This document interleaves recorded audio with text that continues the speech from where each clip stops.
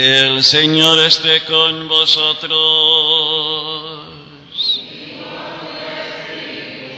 Lectura del Santo Evangelio según San Juan.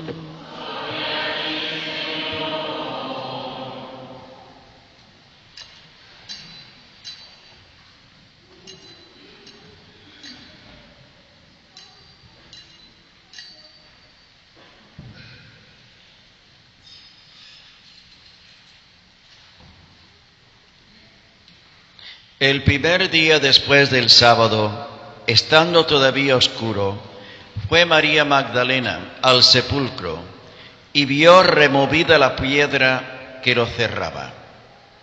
Echó a correr, llegó a la casa donde estaban Simón Pedro y el otro discípulo, a quien Jesús amaba, y les dijo: Se han llevado del sepulcro al Señor, y no sabemos dónde lo habrán puesto. Salieron Pedro y el otro discípulo, camino del sepulcro. Los dos iban corriendo juntos, pero el otro discípulo corrió más aprisa que Pedro y llegó primero al sepulcro.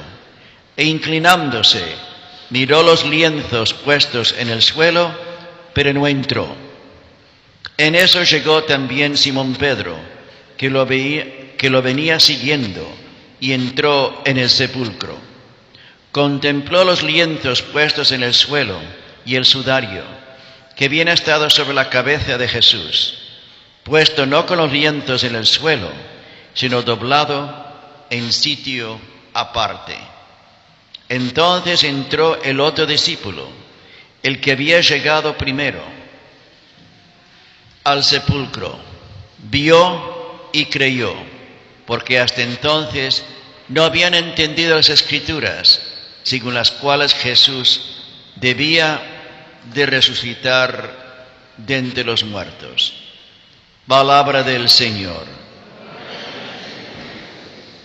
Siéntense, por favor. Vio y creyó, porque hasta entonces no habían entendido las Escrituras, según las cuales Jesús debía resucitar de entre los muertos. En el nombre del Padre, y del Hijo, y del Espíritu Santo. Amén. Amados hermanos, hoy estamos celebrando la fiesta más gloriosa y más importante en el calendario litúrgico católico. Hoy es la gran fiesta de la resurrección de Jesús, lo que nosotros llamamos las Pascuas Floridas. Y cabalmente en este año especial hay una mayor alegría, porque justamente la fecha para nosotros católicos de la resurrección de Jesús cae también en el mismo día que el calendario ortodoxo y también en el calendario de los protestantes, los evangélicos, de diferentes grupos cristianos. Entonces, hoy por primera vez en muchos años, los cristianos del mundo entero estamos celebrando juntos la resurrección de Jesús. Usted sabe que nosotros los católicos somos 1.200.000.000 de cristianos en el mundo, pero aparte de nosotros hay más o menos alrededor de 300 millones de ortodoxos, y aparte de eso hay alrededor de casi 800 millones de protestantes evangélicos de diferentes tipos. Entonces nosotros los cristianos en el mundo somos más de 2 billones y 300 millones de personas. Entonces una gran multitud de la humanidad hoy está celebrando la gran fiesta de la resurrección de Jesús. Esta fiesta es la piedra angular de nuestra fe como católicos y como cristianos, como sigo diciendo cada vez que celebramos esta fiesta. Pues cabalmente nosotros sabemos, como dijo San Pedro y San Pablo en una de sus cartas, si nosotros no estuviéramos creyendo en una realidad, la resurrección de Jesús, seríamos las personas más idiotas del mundo entero. Estuviéramos creyendo en un fantasma, en un muerto. Pero el hecho de que Jesús ha resucitado, nuestra fe, nuestra convicción es verdadera, porque esa tumba está vacía. Amados hermanos, el hecho que Jesús ha resucitado es para nosotros motivo de tener una convicción, una confianza en nuestra creencia que Jesús es verdaderamente hombre y verdaderamente Dios. Porque eso es lo que nosotros los católicos, los ortodoxos y muchos cristianos a lo largo del mundo entero creemos. Jesús no solamente es meramente hombre, Jesús también es verdaderamente Dios. Dios desde la eternidad ha creado el mundo y el universo. Pero cuando los primeros hombres, o sea, Adán y Eva, desobedecieron a Dios, como consecuencia de este acto, ese pecado de desobediencia, cayó sobre la humanidad una gran consecuencia, un gran escarmiento. El hecho que nosotros tenemos que trabajar para sobrevivir, el hecho que la mujer tiene que sufrir al dar a luz a una criatura, el hecho que la vida a veces es difícil materialmente hablando, son todas consecuencias del primer pecado que cometió nuestros padres Adán y Eva. Que sus nombres son Adán y Eva no importa realmente, la cosa es que fue un pecado de los primeros hombres que Dios hizo. Y después, en ese mismo momento en que los primeros padres nuestros desobedecieron a Dios, Dios mismo les dijo a ellos, a nuestros primeros padres, de que iba a enviar un Salvador. Todo eso está en Génesis, en el primer libro de las Sagradas Escrituras. Y a lo largo de la historia del pueblo de Israel, que fue el pueblo escogido por Dios, o sea, los judíos de hoy en día, pues los profetas estaban preparando el pueblo Israel para la llegada de ese Mesías, de ese Salvador, de ese Redentor, de la cual Dios había prometido ya desde el momento en que los primeros padres habían desobedecido su ley. Y ese Salvador, ese Redentor, es Jesús nuestro Señor. El mismo Hijo de Dios que asumió una naturaleza humana. ¿Qué quiere decir naturaleza humana? O sea que Él tomó un cuerpo y un alma igual que la nuestra. Él es igual que nosotros, un ser humano. Sudaba, sufría, fatigaba, necesitaba comer, tomar agua, descansar, respirar, igual que nosotros en todo, menos en el pecado. Así es, el Hijo de Dios tomó una naturaleza humana, un cuerpo y alma igual que lo nuestro, para que a través dentro de ese cuerpo humano, Él pudiera sufrir por nosotros y así reconciliarnos a nosotros con Dios nuestro Padre. Tendríamos que preguntarnos, ¿cómo es posible que el pecado tenga un efecto tan grande que necesitaría la muerte del Hijo de Dios en su naturaleza humana para poder reconciliarnos y mediarnos con Dios Padre?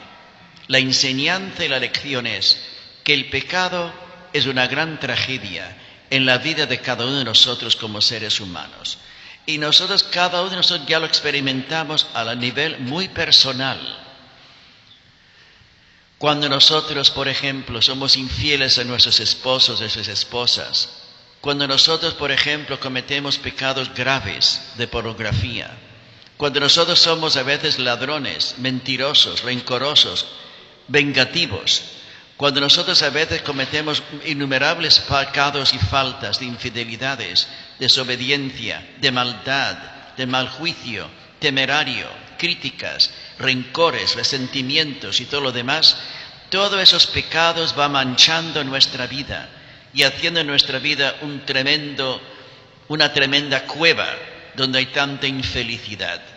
Jesús tomó la naturaleza humana, o sea, un cuerpo y alma igual que lo nuestro, cabalmente para salvarnos a nosotros de esa miseria que trae y que arrastra el pecado.